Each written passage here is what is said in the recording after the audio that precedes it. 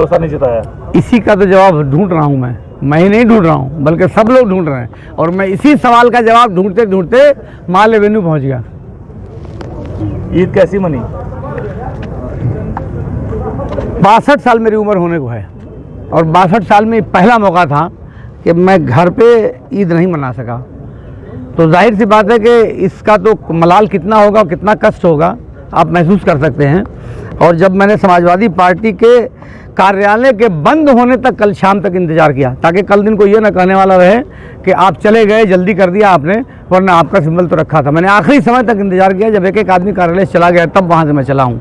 और समाजवादी पार्टी को छोड़ते वक्त मेरी आंखों में आंसू आ गए, मुझे रोना आ गया, इसलिए कि उस पार्टी के साथ हमने अपना खून पसीना बहाया था। उस पार्टी को खड़ा करने में और उस पार्टी को मजबूत करने में हमारी महत्वपूर्ण भूमिका रही है।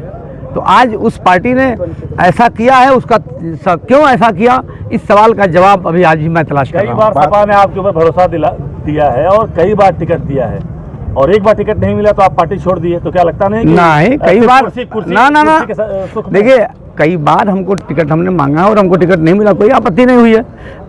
इसमें भी मैं कह रहा हूँ कि अगर इसमें भी वो पार्टी के नेता हैं तैयब पालकी, उनको अगर टिकट देती तो शायद मैं चुनाव न लड़ा।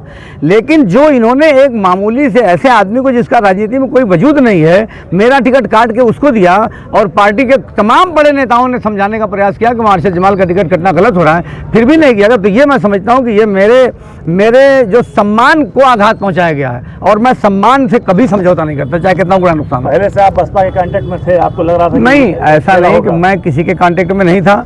मुझे यकीन था कि आखिर में फिर मुझे को सिंबल मिलेगा, लेकिन कुछ दलों ने हमसे कहा हुआ था कि आप देख लीजिए, आपके लिए हम इंतजार करेंगे और आपका स्वागत है, और यकीनन उन्होंने मेरा इंतजार किया और सम्मान दिया। कैसे पहुंच गए? जिला अध्यक्ष, सांसद, प्रतिनिधि, सबके साथ आप मायावती जी से मिलने गए? नहीं, तो जब उन्होंने जब समय दिया 7:30 बजे का माननीय बहन जी ने, तो फिर ये सारे लोग जहाँ थे वहीं से चल के पहुँच गए, और 7:30 बजे हमारी माननीय बहन जी से मुलाकात हुई, और उन्होंने एक बात कही कि आपके आने से हमको पार्टी में बहुत खुशी है, और दलित और जो पिछड़ा और मुसलमान, इन लोगों का जब गठजोड़ होगा तभी जो कमज़ोर तबके के साथ जो जुल्म हो रहा है, जो अन्याय हो रहा है और जो शोषण हो रहा है कमज़ोरों के साथ, उस शोषण से लड़ा जा सकता है और उससे बचाया जा सकता है।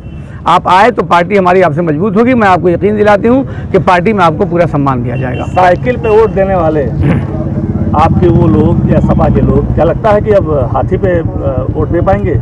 देखिए, यहाँ हाथी या साइकिल का मामला नहीं है, यहाँ मामला ये है कि किस आदमी ने लोगों के साथ और समाज के साथ और अपनी जिम्मेदारियों के साथ वफादारी निभाई है। तो ये चुनाव वफादारी के नाम पे है। तो निर्दल भी लड़ सकते थे, अब पार्टी लड़ सकते थे, हम निर्दल भी लड़ सकते थे, तो भी यही स्थिति बनती।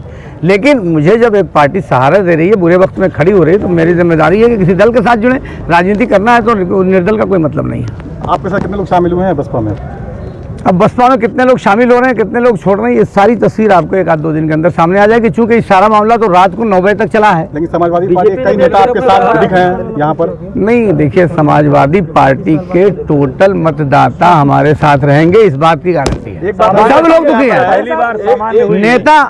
नेता जिनको समाजवादी पार्टी ने टिकट दिया है, आप देखिए कि उनके साथ कितने नेता चल रहे हैं। एक बात हमेशा सामने आती है कि मायावती बिना पैसा लिए टिकट नहीं देती है। मैंने भी यही बात मैंने भी पहले सुनी थी, लेकिन वो बात तो गलत साबित हुई, क्योंकि मैं खुद कल बहन जी से मिला हूँ और उन्होंने मुझे टिकट भी दिया है, और मुझे किसी ने पैसे की कोई बात ही नहीं की, न मुझसे ये कहा गया कि पैसा देना है, इस तरह की कोई बात ही नहीं। तो मुझे ये लगता है कि बहन जी पर ये आरोप लगाया जाता है, जो लोग उनको टिकट नहीं पाते तो इस तरह का आरोप लगाते हैं। को लेकर क्या कहेंगे जो बीजेपी ने? भाई, जब से आरक्षण लागू हुआ है तब से ये सीट पहली मर्तबा सामान्य हुई है, और अब 35 साल बाद फिर दोबारा सामान्य होगी। 7 राउंड के बाद होती है, 7 पाते 35 साल बाद। तो यही तो मैंने एक पोस्ट भी लगाई थी कि अब 35 साल बाद होगी। तो जो लोग, अब मैं इसमें क्या कहूँ, ज़्यादा मेरा कहना कुछ ठीक नहीं है, लेकिन मैं सिर्फ इतना कहता हूँ कि अब 35 साल बाद फिर ये सीट सामान्य होगी। उससे पहले सामान्य वालों को कोई गुजर बसर नहीं है, और इस सामान्य सीट होने पर भी सामान्य वालों को अगर ठेंगा दिखाया जा रहा है तो ये लोग अपना सोचें। नहीं मना पाए, जिम्मेदार किसको मानते हैं? अब मैं किसको जिम्मेदार मानूं? अपनी किस्मत को जिम्मेदार मानता हूं, और जिन लोगों ने मुझे लटकाए रखा, टहलाए रखा, उनको जिम्मेदार मानता हूं।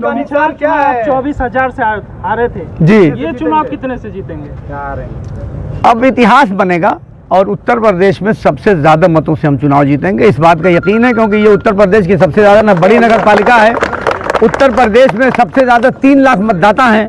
3 विधानसभाओं के मतदाता इसी नगर पालिका में शामिल हैं। घोसी का कुछ हिस्सा शामिल है, कुछ मोहम्मदाबाद का हिस्सा शामिल है, बाकी मऊ सदर का हिस्सा शामिल है। तो ये यूपी की सबसे बड़ी नगर पालिका है, ये यूपी की सबसे बड़ी नगर पालिका है, सबसे ज़्यादा मतदाता है। तो सबसे बड़ी जीत भी यहीं से साबित करके हमको अपनी हैसियत मनवानी। सबसे बड़ी नगर पालिका है तो नगर विकास मंत्री भी यहीं के, उनकी भी नजर यहीं पे है। अब नगर विकास मंत्री को मैं क्या कहूँ, खेला कहीं ना कहीं से दिमाग जा रहा है, लेकिन मैं नगर विकास मंत्री जी से ये अनुरोध करना चाहता हूँ कि वो इस खेला में ना पड़े। तो खेला तो वो उनका नहीं, वो इस खेला में ना पड़े, वो इस खेला में ना पड़े।